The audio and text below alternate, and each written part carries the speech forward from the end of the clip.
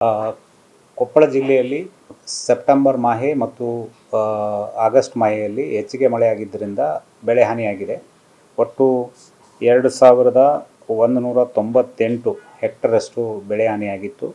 ಅದು ಸುಮಾರು 7196 ರೈತರಿಗೆ ಸಂಬಂಧಿಸಿದಂತೆ 5,25,26,000ದಷ್ಟು ಪರಿಹಾರವನ್ನು ಈಗಾಗಲೇ ನಾವು ಪರಿಹಾರ ತಂತ್ರಾಂಶದಲ್ಲಿ ನಮೂದು ಮಾಡಿ ಅವರಿಗೆ DBT ಮೂಲಕ ಅವರಿಗೆ ಸಂದಾಯ ಮಾಡಲಾಗಿದೆ.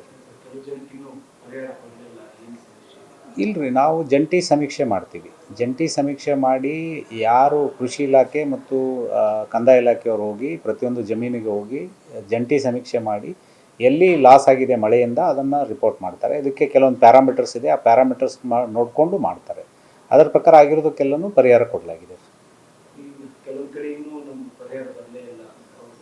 ಪರಿಹಾರ ಈಗ ಯಾರು ಲಾಸ್ ಆದವ್ರಿಗೆಲ್ಲರಿಗೂ ಕೊಟ್ಟಿದ್ದೀವಿ ನಾವು, ಬಟ್ ಸ್ಪೆಸಿಫಿಕ್ಕಾಗಿ ಯಾರಾದರೂ ಕಂಪ್ಲೇಂಟ್ ಕೊಟ್ಟರೆ ಎಕ್ಸಾಮಿನ್ ಮಾಡ್ತೀವಿ.